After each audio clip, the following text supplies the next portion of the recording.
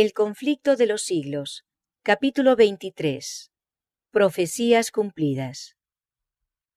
Cuando hubo pasado el tiempo en que al principio se había esperado la venida del Señor, la primavera de 1844, los que así habían esperado con fe su advenimiento se vieron envueltos durante algún tiempo en la duda y la incertidumbre. Mientras que el mundo los consideraba como completamente derrotados, y como si se hubiese probado que habían estado acariciando un engaño, la fuente de su consuelo seguía siendo la palabra de Dios. Muchos continuaron escudriñando las Santas Escrituras, examinando de nuevo las pruebas de su fe y estudiando detenidamente las profecías para obtener más luz.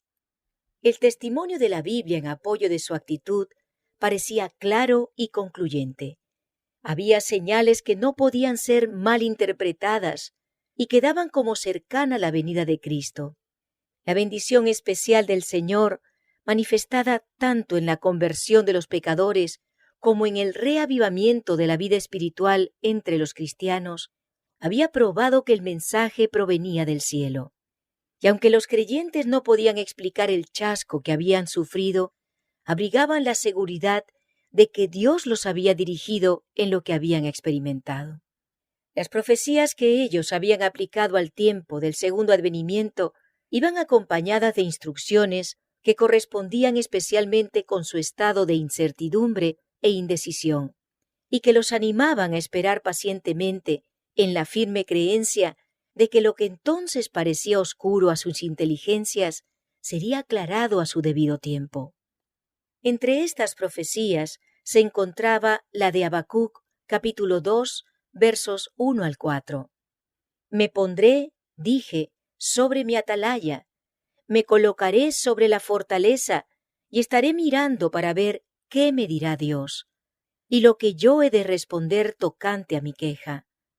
A lo que respondió Jehová y dijo, escribe la visión y escúpela sobre tablillas, para que se pueda leer corrientemente.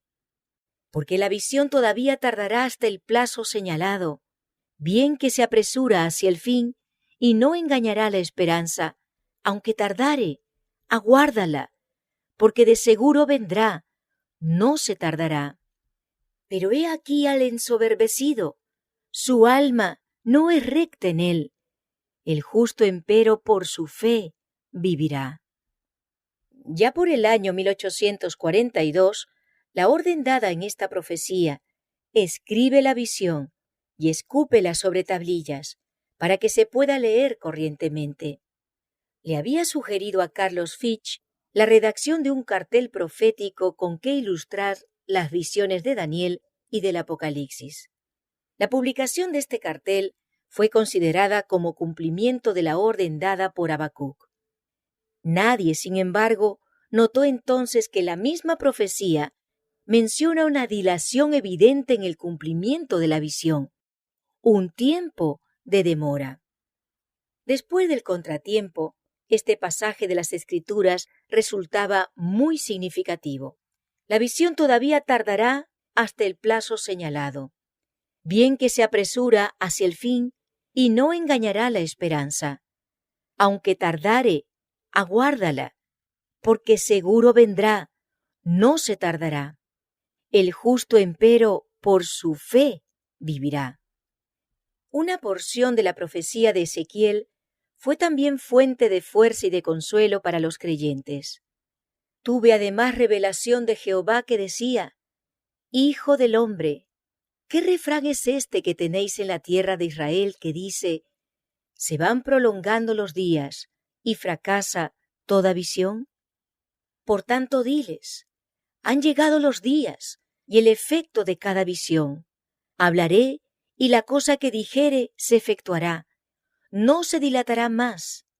Los de la casa de Israel están diciendo, la visión que éste ve es para de aquí a muchos días. Respecto de tiempos lejanos profetiza él. Por tanto diles, así dice Jehová el Señor, no se dilatará más ninguna de mis palabras. Lo que yo dijere se cumplirá. Los que esperaban se regocijaron en la creencia de que aquel que conoce el fin desde el principio había mirado a través de los siglos y, previendo su contrariedad, les había dado palabras de valor y esperanza. De no haber sido por esos pasajes de las Santas Escrituras que los exhortaban a esperar con paciencia y firme confianza en la palabra de Dios, su fe habría cejado en la hora de prueba. La parábola de las 10 vírgenes de Mateo 25 ilustra también lo que experimentaron los adventistas. En el capítulo 24 de San Mateo, en contestación a la pregunta de sus discípulos respecto a la señal de su venida y del fin del mundo, Cristo había anunciado algunos de los acontecimientos más importantes de la historia del mundo y de la Iglesia desde su primer advenimiento hasta su segundo, a saber, la destrucción de Jerusalén, la gran tribulación de la Iglesia bajo las persecuciones paganas y papales, el oscurecimiento del sol y de la luna y la caída de las estrellas. Después, habló de su venida en su reino y refirió la parábola que describe las 2 clases de siervos que esperarían su aparecimiento. El capítulo 25 empieza con las palabras: entonces el reino de los cielos será semejante a 10 vírgenes. Aquí se presenta la Iglesia que vive en los últimos días, la misma enseñanza de que se habla al fin del capítulo 24. Lo que ella experimenta se ilustra con las particularidades de un casamiento oriental. Entonces el reino de los cielos será semejante a 10 vírgenes, que tomaron sus lámparas y salieron a recibir al esposo. Y 5 de ellas eran insensatas y 5 prudentes. Porque las insensatas, cuando tomaron sus lámparas, no tomaron aceite consigo, pero las prudentes tomaron aceite en sus vasijas juntamente con sus lámparas. Tardándose pues el esposo, cabecearon todas y se durmieron. Mas a la medianoche fue oído el grito: «¡He aquí que viene el esposo! ¡Salid a recibirle!». Se comprendía que la venida de Cristo, anunciada por el mensaje del primer ángel, estaba representada por la venida del esposo. La extensa obra de reforma que produjo la proclamación de su próxima venida correspondía a la salida de las vírgenes. Tanto en esta parábola como en la de Mateo 24 se representan 2 clases de personas. Unas y otras habían tomado sus lámparas, la Biblia, y a su luz salieron a recibir al esposo. Pero mientras que las insensatas, cuando tomaron sus lámparas, no tomaron aceite consigo, las prudentes tomaron aceite en sus vasijas juntamente con sus lámparas.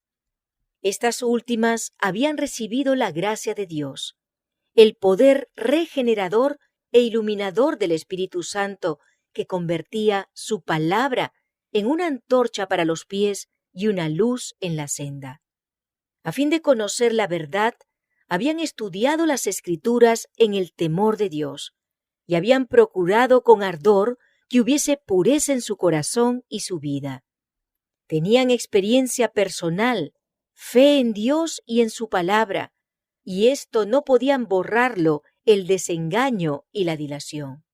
En cuanto a las otras vírgenes, cuando tomaron sus lámparas, no tomaron aceite consigo. Habían obrado por impulso. Sus temores habían sido despertados por el solemne mensaje, pero se habían apoyado en la fe de sus hermanas, satisfechas con la luz vacilante de las buenas emociones, sin comprender a fondo la verdad y sin que la gracia hubiese obrado verdaderamente en sus corazones. Habían salido a recibir al Señor, llenas de esperanza en la perspectiva de una recompensa inmediata, pero no estaban preparadas para la tardanza ni para el contratiempo. Cuando vinieron las pruebas, su fe vaciló y sus luces se debilitaron. Tardándose pues el esposo, cabecearon todas y se durmieron. La tardanza del esposo representa la expiración del plazo en que se esperaba al Señor, el contratiempo y la demora aparente. En ese momento de incertidumbre, el interés de los superficiales y de los sinceros a medias empezó a vacilar y cejaron en sus esfuerzos. Pero aquellos cuya fe descansaba en un conocimiento personal de la Biblia tenían bajo los pies una roca que no podía ser barrida por las olas de la contrariedad. Cabecearon todas y se durmieron. Una clase de cristianos se sumió en la indiferencia y abandonó su fe. La otra siguió esperando pacientemente hasta que se le diese mayor luz. Sin embargo, en la noche de la prueba, esta segunda categoría pareció perder, hasta cierto punto, su ardor y devoción. Los tibios y superficiales no podían seguir apoyándose en la fe de sus hermanos. Cada cual debía sostenerse por sí mismo o caer. Por aquel entonces despuntó el fanatismo. Algunos que habían profesado creer férvidamente en el mensaje rechazaron la palabra de Dios como guía infalible y, pretendiendo ser dirigidos por el Espíritu, se abandonaron a sus propios sentimientos, impresiones e imaginación. Había quienes manifestaban un ardor ciego y fanático y censuraban a todos los que no querían aprobar su conducta. Sus ideas y sus actos inspirados por el fanatismo no encontraban simpatía entre la gran mayoría de los adventistas. No obstante, sirvieron para atraer oprobio sobre la causa de la verdad. Satanás estaba tratando de oponerse por este medio a la obra de Dios y destruirla. El movimiento adventista había conmovido grandemente a la gente. Se habían convertido miles de pecadores y hubo hombres sinceros que se dedicaron a proclamar la verdad hasta en el tiempo de la tardanza. El príncipe del mal estaba perdiendo sus súbditos y para echar oprobio sobre la causa de Dios trató de engañar a algunos de los que profesaban la fe y de trocarlos en extremistas. Luego sus agentes estaban listos para aprovechar cualquier error, cualquier falta, cualquier acto indecoroso y presentarlo al pueblo en la forma más exagerada, a fin de hacer odiosos a los adventistas y la fe que profesaban. Así, cuanto mayor era el número de los que lograra incluir entre los que profesaban creer en el segundo advenimiento, mientras su poder dirigía sus corazones, tanto más fácil les sería señalarlos a la atención del mundo como representantes de todo el cuerpo de creyentes. Satanás es el acusador de nuestros hermanos, y es su espíritu el que inspira a los hombres a acechar los errores y defectos del pueblo de Dios y a darles publicidad, mientras que no se hace mención alguna de las buenas acciones de este mismo pueblo. Siempre está activo cuando Dios obra para salvar las almas. Cuando los hijos de Dios acuden a presentarse ante el Señor, Satanás viene también entre ellos. En cada despertamiento religioso está listo para introducir a aquellos cuyos corazones no están santificados y cuyos espíritus no están bien equilibrados.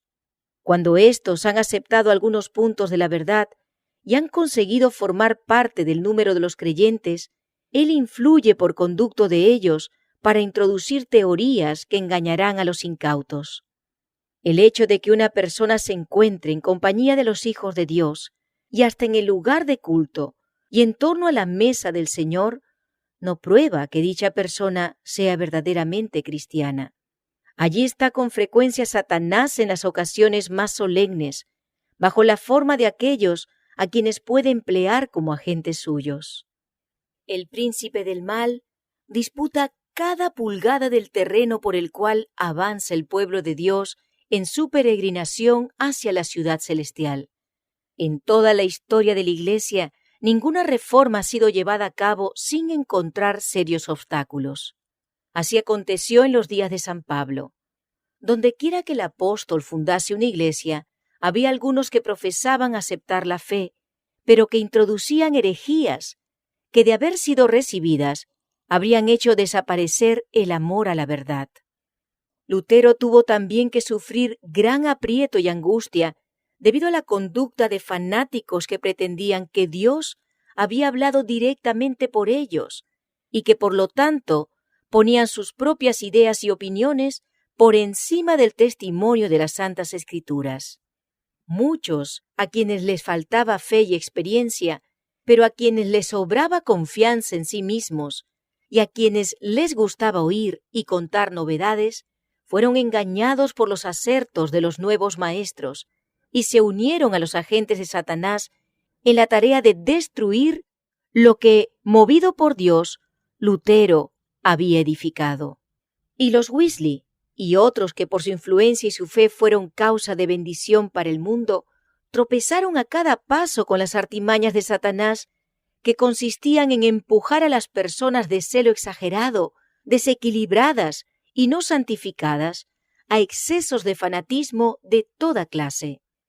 Guillermo Miller no simpatizaba con aquellas influencias que conducían al fanatismo. Declaró como Lutero que todo espíritu debía ser probado por la palabra de Dios. El diablo, decía Miller, tiene gran poder en los ánimos de algunas personas de nuestra época. ¿Y cómo sabremos de qué espíritu provienen? La Biblia contesta: por sus frutos los conoceréis.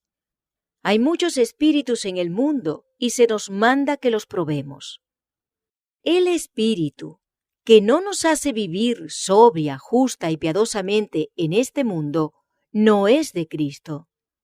Estoy más y más convencido de que Satanás tiene mucho que ver con estos movimientos desordenados. Muchos de los que entre nosotros aseveran estar completamente santificados no hacen más que seguir las tradiciones de los hombres y parecen ignorar la verdad tanto como otros que no hacen tales asertos. El espíritu de error nos alejará de la verdad, mientras que el Espíritu de Dios nos conducirá a ella. Pero decís vosotros, una persona puede estar en el error y pensar que posee la verdad. ¿Qué hacer en tal caso? A lo que contestamos: el Espíritu y la palabra están de acuerdo.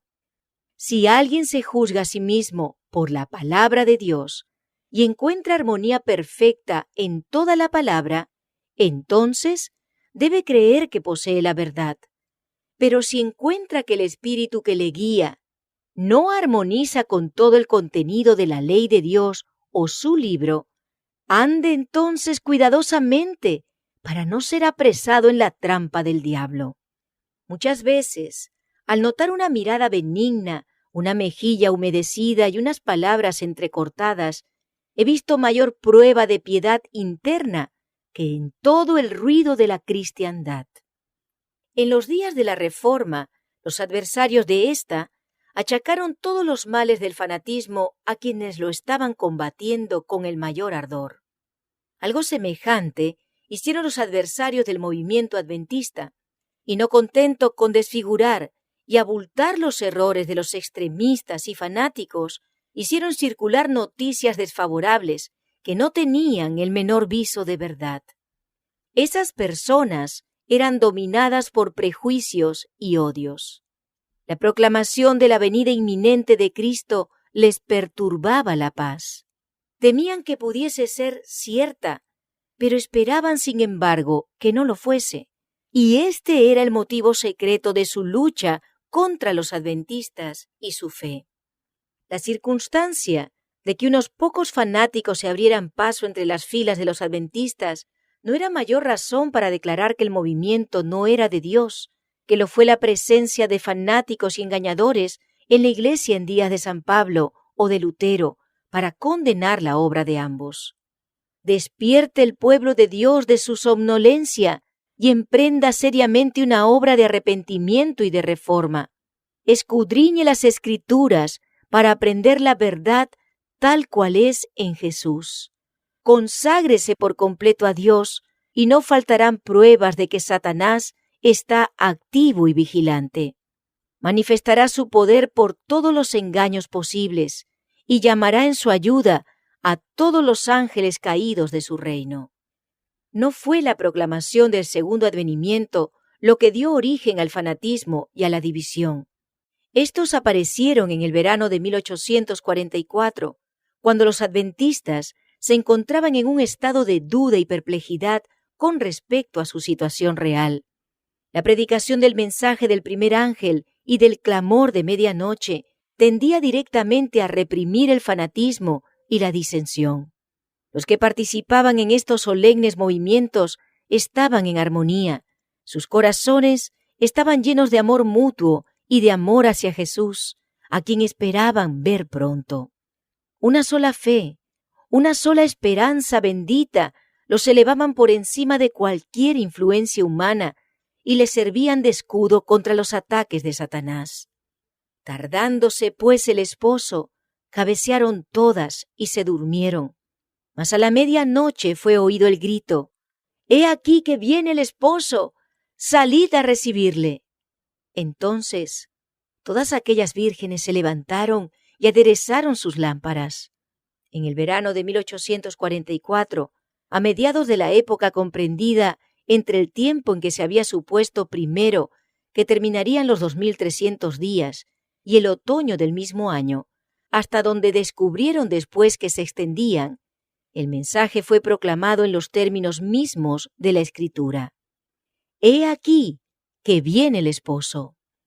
Lo que condujo a este movimiento fue el haberse dado cuenta de que el decreto de Artajerjes en pro de la restauración de Jerusalén, el cual formaba el punto de partida del período de los 2300 días, empezó a regir en el otoño del año 457 a.C., y no a principios del año como se había creído anteriormente. Contando desde el otoño de 457, los 2300 años concluían en el otoño de 1844. Los argumentos basados en los símbolos del Antiguo Testamento indicaban también el otoño como el tiempo en que el acontecimiento representado por la purificación del santuario debía verificarse. Esto resultó muy claro cuando la atención se fijó en el modo en que los símbolos relativos al primer advenimiento de Cristo se habían cumplido. La inmolación del Cordero Pascual prefiguraba la muerte de Cristo. San Pablo dice: «Nuestra Pascua, que es Cristo, fue sacrificada por nosotros». La gavilla de las primicias del trigo, que era costumbre mecer ante el Señor en tiempo de la Pascua, era figura típica de la resurrección de Cristo. San Pablo dice, hablando de la resurrección del Señor y de todo su pueblo: «Cristo las primicias, luego los que son de Cristo en su venida». Como la gavilla de la ofrenda mecida, que era las primicias o los primeros granos maduros recogidos antes de la cosecha, así también Cristo es primicias de aquella inmortal cosecha de rescatados que en la resurrección futura serán recogidos en el granero de Dios. Estos símbolos se cumplieron no solo en cuanto al acontecimiento, sino también en cuanto al tiempo. El día 14 del primer mes de los judíos, el mismo día y el mismo mes en que 15 largos siglos antes el Cordero Pascual había sido inmolado, Cristo, después de haber comido la Pascua con sus discípulos, estableció la institución que debía conmemorar su propia muerte como Cordero de Dios que quita el pecado del mundo. En aquella misma noche fue aprehendido por manos impías para ser crucificado e inmolado, y como antitipo de la gavilla mecida, nuestro Señor fue resucitado de entre los muertos al tercer día, primicias de los que durmieron. ¿Cuál ejemplo de todos los justos que han de resucitar, cuyo vil cuerpo transformará y hará semejante a su cuerpo glorioso? Asimismo, los símbolos que se refieren al segundo advenimiento deben cumplirse en el tiempo indicado por el ritual simbólico. Bajo el régimen mosaico, la purificación del santuario, o sea el gran día de la expiación, caía en el 10º día del 7º mes judío. Cuando el sumo sacerdote, habiendo hecho expiación por todo Israel y habiendo quitado así sus pecados del santuario, salía a bendecir al pueblo. Así se creyó que Cristo, nuestro sumo sacerdote, aparecería para purificar la tierra por medio de la destrucción del pecado y de los pecadores, y para conceder la inmortalidad a su pueblo que le esperaba. El 10º día del 7º mes, el gran día de la expiación, el tiempo de la purificación del santuario, el cual, en el año 1844, caía en el 22 de octubre, fue considerado como el día de la venida del Señor. Esto estaba en consonancia con las pruebas ya presentadas, de que los 2300 días terminarían en el otoño, y la conclusión parecía irrebatible. En la parábola de Mateo 25, el tiempo de espera y el cabeceo son seguidos de la venida del esposo. Esto estaba de acuerdo con los argumentos que se acaban de presentar y que se basaban tanto en las profecías como en los símbolos.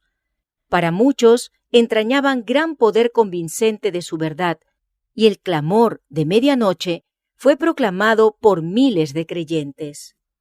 Como marea creciente, el movimiento se extendió por el país.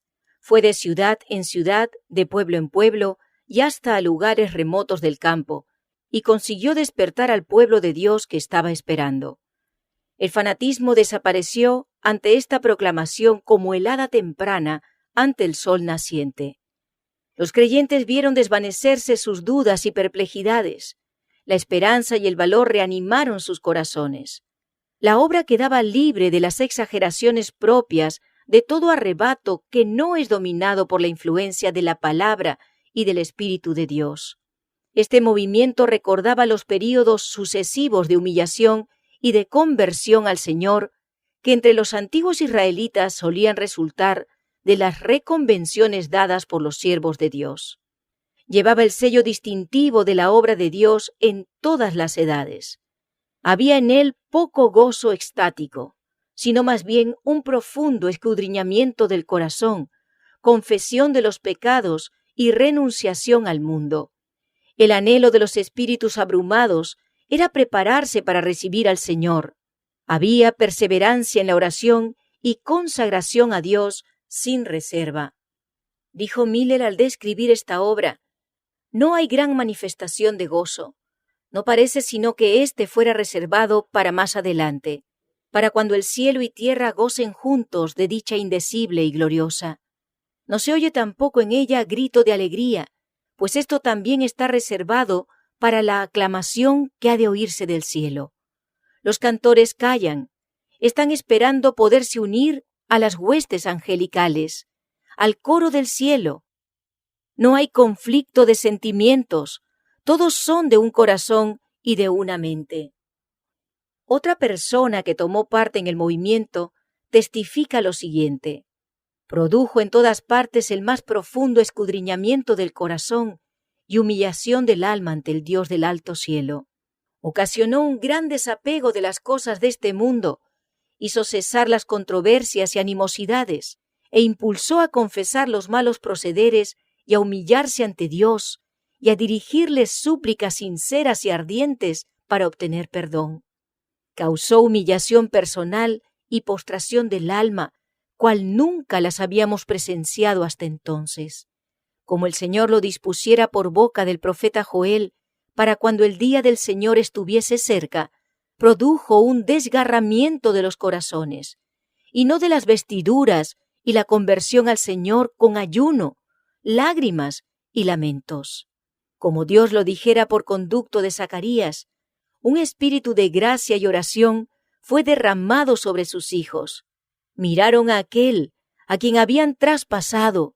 Había gran pesar en la tierra, y los que estaban esperando al Señor afligían sus almas ante Él.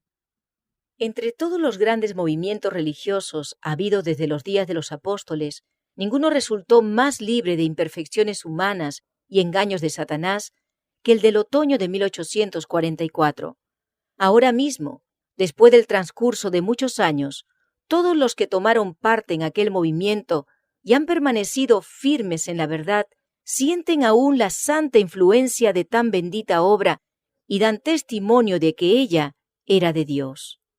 Al clamar: «He aquí que viene el esposo, salid a recibirle», los que esperaban se levantaron y aderezaron sus lámparas, estudiaron la palabra de Dios con una intensidad e interés antes desconocidos.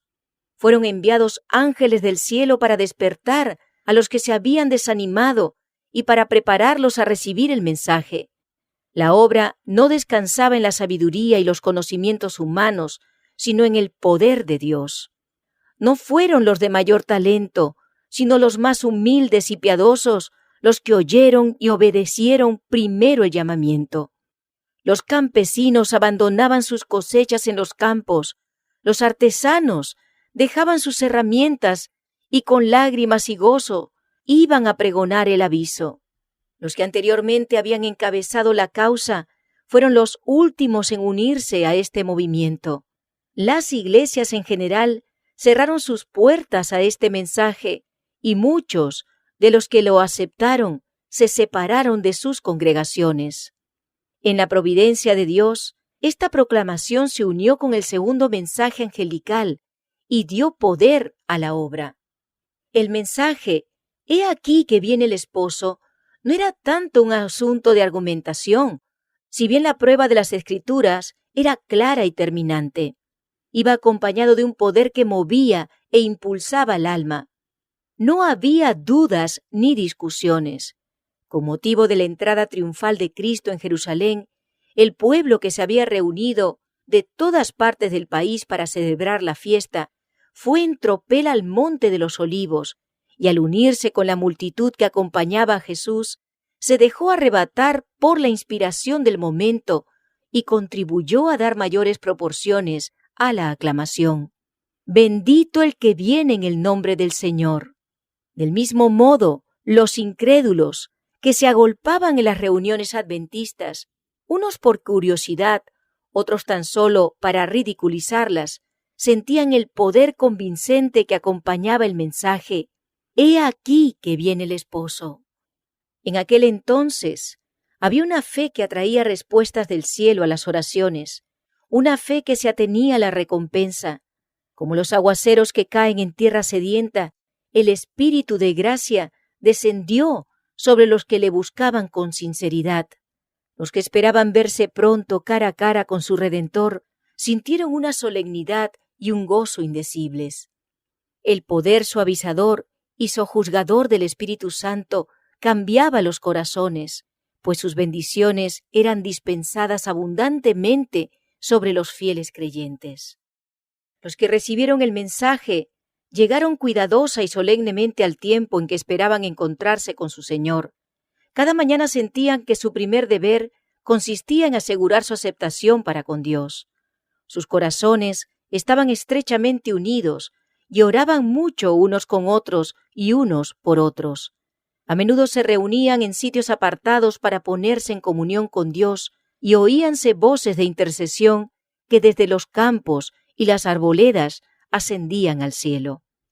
La seguridad de que el Señor les daba su aprobación era para ellos más necesaria que su alimento diario, y si alguna nube oscurecía sus espíritus, no descansaban hasta que se hubiera desvanecido. Como sentían el testimonio de la gracia que les perdonaba, anhelaban contemplar a aquel a quien amaban sus almas.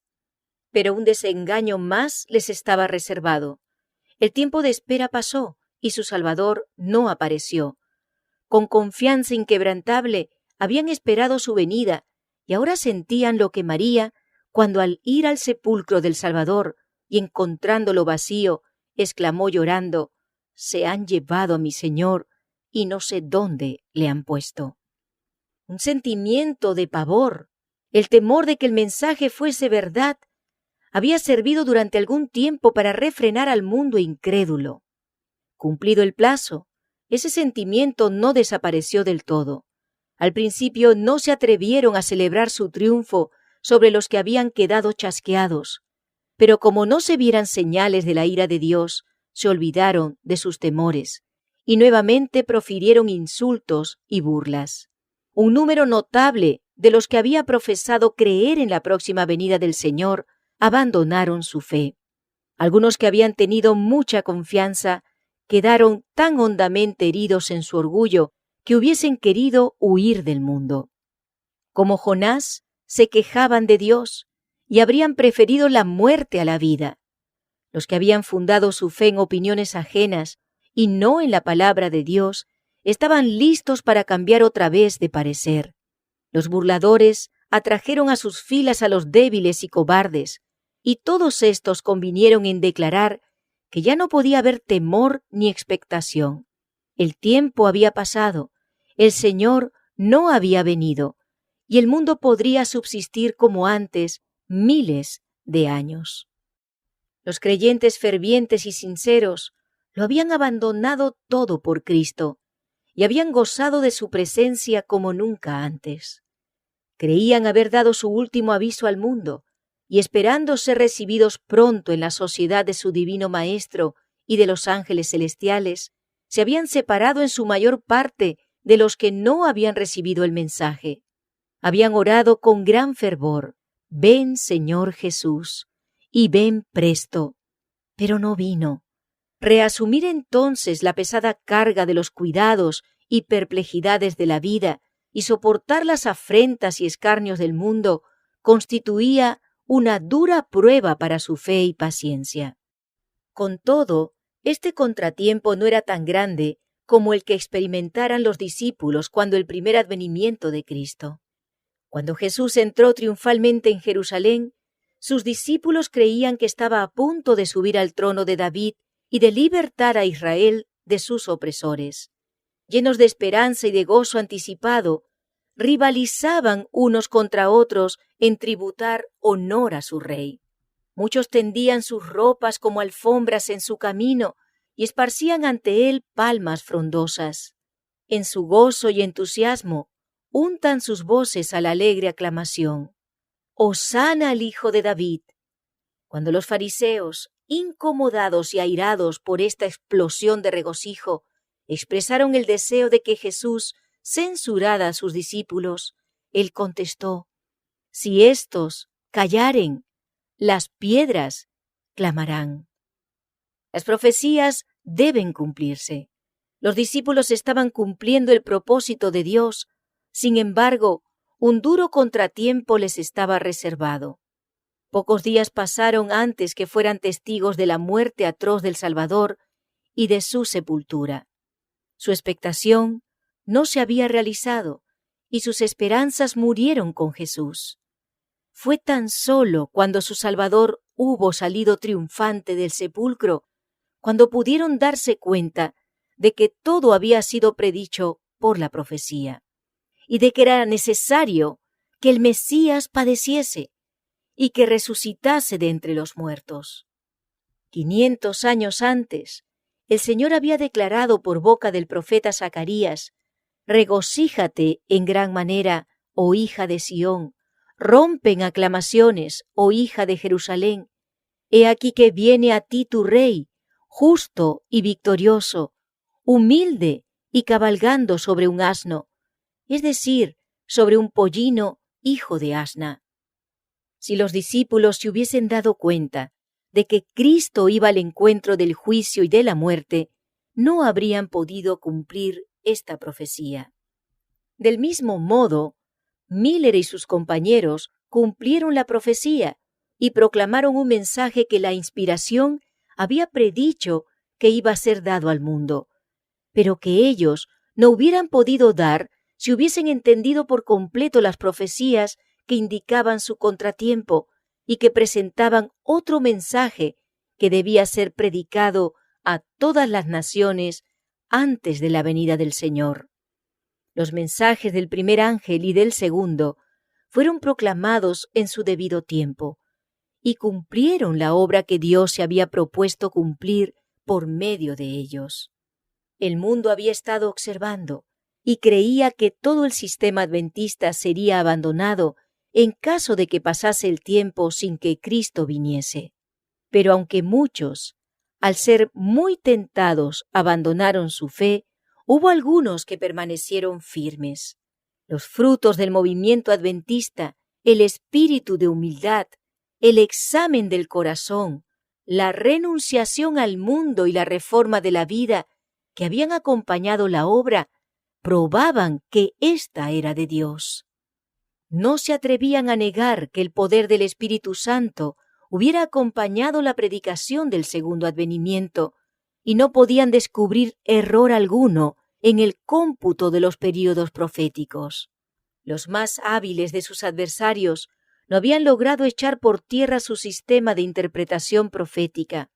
Sin pruebas bíblicas, no podían consentir en abandonar posiciones que habían sido alcanzadas merced a la oración y a un estudio formal de las Escrituras, por inteligencias alumbradas por el Espíritu de Dios y por corazones en los cuales ardía el poder vivificante de éste, pues eran posiciones que habían resistido a las críticas más agudas y a la oposición más violenta por parte de los maestros de religión del pueblo y de los sabios mundanos, y que habían permanecido firmes ante las fuerzas combinadas del saber y de la elocuencia y las afrentas y ultrajes tanto de los hombres de reputación como de los más viles. Verdad es que no se había producido el acontecimiento esperado, pero ni aun esto pudo conmover su fe en la palabra de Dios.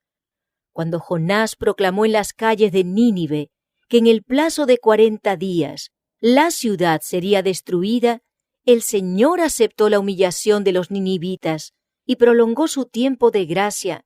No obstante, el mensaje de Jonás fue enviado por Dios, y Nínive fue probada por la voluntad divina.